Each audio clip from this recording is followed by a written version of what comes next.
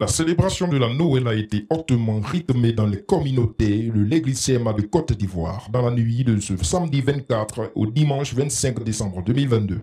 À Yopougon-Yangon, dans la région d'Abidjan 2, c'est avec des chants et des pas de danse des fidèles conduits par les groupes de louanges et les gamins bien vêtus que le Christ a été accueilli.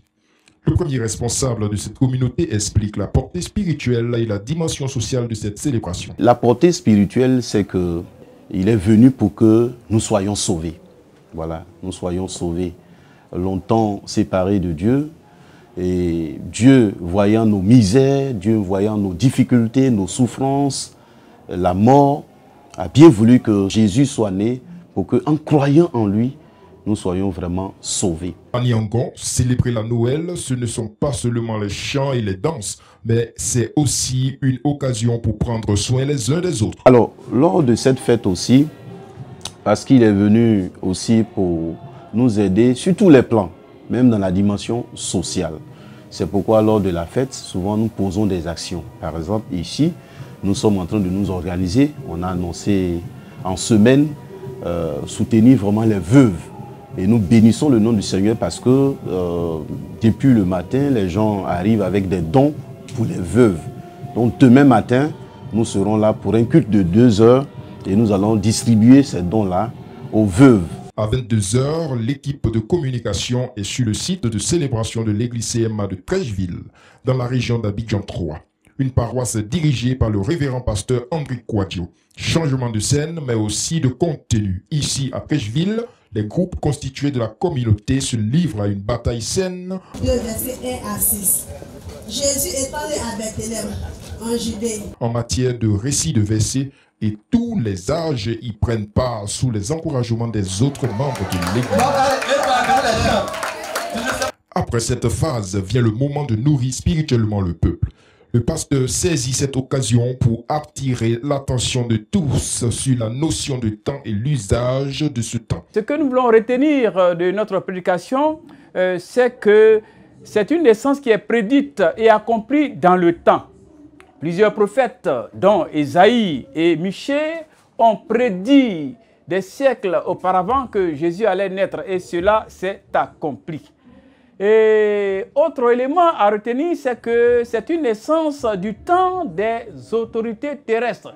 Parce que dans ce texte, il est question de l'empereur César Auguste, il est question aussi de Quirinus, qui est le gouverneur de Syrie. Ce sont des personnalités terrestres qui ont vécu dans un temps, mais bien sûr, ils ne sont pas au-dessus du temps parce qu'ils ont connu la mort.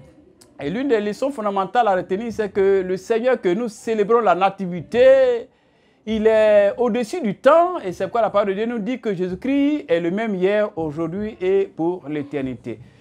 La troisième et la dernière leçon que nous voulons retenir à travers cette leçon pour cette célébration de Noël est le temps et la vie humaine. Cela nous interpelle. Ce n'est pas seulement une notion historique à retenir, mais en même temps cela nous interpelle.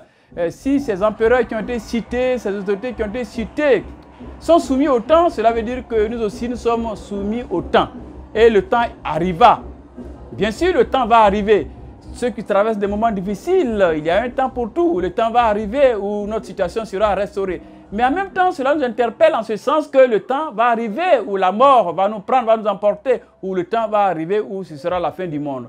C'est pourquoi célébrer la fête de Noël n'est pas un jeu, mais c'est une occasion de réfléchir au sujet du temps que Dieu nous donne. C'est sur cette exhortation que l'équipe de reportage se rend dans la commune de Cocody, et plus précisément dans la communauté de la Cité-Ci.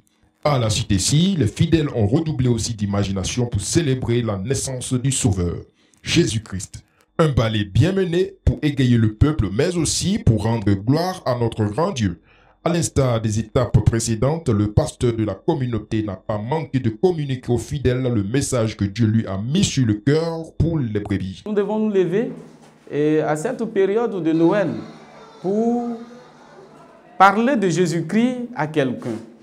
Nous devons évangéliser, nous devons porter l'évangile, la bonne nouvelle aux autres pour qu'eux aussi ils puissent connaître le Seigneur et se donner eux aussi. Et nous avions aussi dit que en faisant la fête, c'est vrai, c'est une fête, mais nous ne devons pas faire la fête comme les autres célèbrent cette fête-là. Parce que pour nous, nous sommes en train de commémorer la naissance de notre Sauveur. Il ne s'agit pas de donner des cadeaux, il ne s'agit pas de dire c'est la fête des enfants, mais nous devons marquer un temps, et un temps de réflexion, un temps, oui, où nous allons faire notre bilan pour voir, est-ce que moi-même, de l'autre Noël 2021 à ce Noël 2022, est-ce que ma vie a changé? Est-ce que je suis dans la volonté du Seigneur?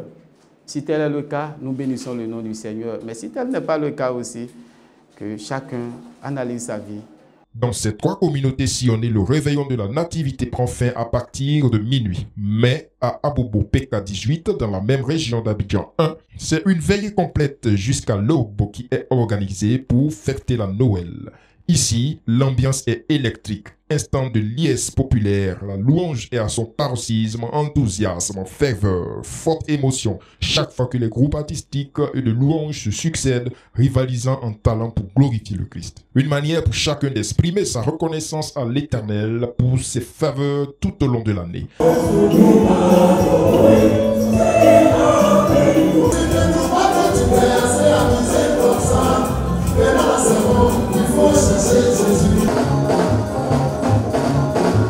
La piste de danse s'est trouvée exiguë pour contenir tous ces fidèles qui veulent danser pour exprimer leur joie de recevoir la naissance du Christ. Le pasteur de la communauté de PK18, pour sa part, fait noter que la Noël est une occasion d'évangélisation. L'heure est venue que l'Église en Côte d'Ivoire se lève, que l'Église en Côte d'Ivoire prenne conscience qu'une bonne nouvelle ne se cache pas, une bonne nouvelle se proclame, une bonne nouvelle s'annonce. Une bonne nouvelle se diffuse. Jésus n'est pas venu pour se faire cacher. La Bible dit, Jésus parcourait les villes, les hameaux, les villages, proclamant le royaume de Dieu.